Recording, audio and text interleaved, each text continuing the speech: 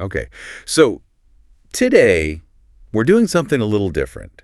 We're stepping into the shadows, really. We're looking at some true, deeply unsettling encounters, stories that, honestly, they make you question things. Absolutely. These aren't fictional tales. No, exactly. These are real moments of terror people faced. Yeah. We've gathered these accounts, and, well, the aim is to share them, make you feel that chill, but also maybe understand a bit about what happens in those moments. It's psychology behind the fear, perhaps. Yeah, and just the raw reality of it. So let's get into the first one. This takes us back to 2010. Okay. There's a young woman, just 21, a new mom. She's home alone with her newborn baby and her dog, Belle. It's late, getting close to 11 p.m. Late for an unexpected visitor. Right.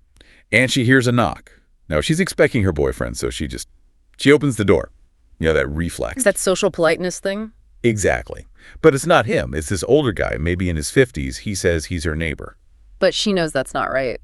She knows. Her actual neighbors are young couples. And this guy, he just stares right at her baby. Really unnerving. Okay. Red flags immediately. Big ones. Huge. But then the dog, Belle, starts to growl. But here's the twist. She's not growling at the man at the door. Oh, where then? She's focused further down the road. And the mom sees it, too. Just for a second, the flare of a cigarette behind a tree. Another figure. Wow. So it wasn't just him. There was someone else waiting. Seems like it. And the dog picked up on the hidden threat, not the obvious one. That's fascinating. It bypasses our sort of social programming, doesn't it? We might try to rationalize the guy at the door, be polite, even when uneasy. Yeah, the normalcy bias you hear about. Exactly. But the animal instinct cuts right through that. It saw the bigger danger, the one lurking. That likely saved her. She could react to the real situation. It really makes you think about trusting those primal signals. Okay, next story. This one shifts gears a bit. Picture in the dog park. Oh, okay. But it's like a dreary, foggy fall day. Kind of atmospheric, but not in a good way. Right. Visibility probably low. Yeah. So our narrator is there with their puppy, playing fetch. Everyone else is left. They're alone. And they notice someone. Ooh. A man. Dressed all in black, hood up, standing right at the fence. Perfectly still. Just facing them. Just standing there, watching. Watching. At first, they try to brush it off, you know. Maybe he's just waiting for someone. But the feeling, it gets worse. That creeping unease. Totally. And to leave, they have to walk right past this guy. So they pretend to be on the phone, like for safety. Smart move. A common tactic. But getting out of the park isn't the end. His behavior gets really bizarre. He starts shuffling, then turning back to stare. Okay, that's weird. It gets weirder. He does this rhythmic, like exaggerated tiptoe walk, throwing his head back, looking at the sky. Kind of reminded the narrator of that creepy, smiling man story online. Oh, I know the one. Very unsettling imagery, that kind of unpredictable, almost performative strangeness. Exactly. Then suddenly he just bolts into the trees nearby. God. Or so they think. The narrator picks up the pace, trying to get to their car fast. But then he emerges again from the trees.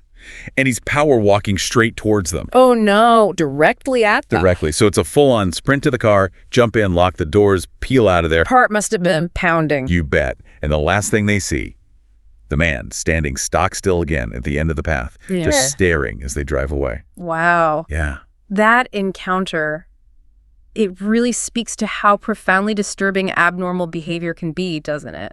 When someone acts completely outside of expected norms, especially in that targeted way. Yeah. It shatters your sense of safety. Absolutely. Our understanding of social interaction just breaks down. That unpredictable movement, the staring, it triggers a deep primal alarm. It's that cognitive dissonance. The brain can't categorize it, so it flags it as a major threat. Makes sense. It's terrifying because it's unreadable. Oh.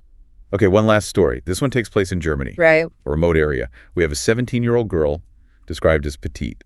She's walking home alone from a train station. Vulnerable situation, late, or just isolated. Isolated, it sounds like. A man approaches her.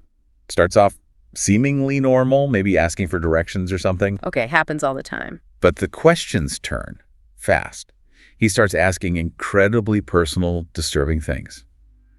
About her virginity, other private details. Oh, okay, that's not normal conversation. That's predatory probing. Exactly. And then, as this is happening, a van pulls up alongside them. A van. Oh, this sounds bad. It gets worse.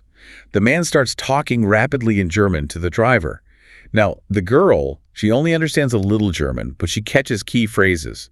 Like what? She hears something like, "I'll get the girl," and crucially, she's American. Oh my God. They identified her as a potential target, maybe easier because she's foreign. It seems that way. She instantly realizes the danger she's in. This isn't just a weirdo. It's an abduction attempt unfolding. What'd she do? She ran. Didn't hesitate. She cuts off the path and just bolts across nearby farm fields. Covered in manure, apparently, but she didn't care. Just ran to escape the van. Through manure fields. Wow, sheer desperation. Did she get away? Yes. She made it home, sobbing, filthy, but safe. Thank goodness. That's absolutely chilling. It shows that progression, right?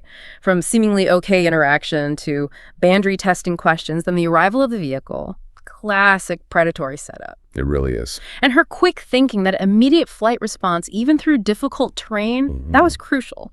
Trusting that gut feeling of extreme danger and just acting, not freeze. Yeah. No politeness, no second guessing in that moment. Just survival. Exactly. It highlights how vital that switch is, recognizing the shift from uncomfortable to life-threatening and taking immediate, decisive action. So these stories, they're terrifying, obviously, but they remind us, don't they? That line between everyday life and something truly awful can be thin. Very thin. And often hinges on trusting your instincts. Right. Even when it feels awkward or impolite, ignoring that feeling, like maybe the first mom almost did, can be dangerous. And recognizing those patterns, like in the German story. Vigilance is key. Not paranoia, but awareness. Understanding that sometimes the real horror isn't supernatural, it's human intention. Yeah. It's the darkness hiding just out of sight sometimes. Well put. We hope sharing these hasn't just, spooked you, but maybe offered something to think about too. Thanks for joining us for this. Yeah. Well, this unsettling dive into real-life experiences. Stay aware out there. Definitely. And hey, if you found this compelling, please do like, share, and subscribe to our channel, Horror Docs. We'll have more chilling true stories for you. Take care. Stay safe.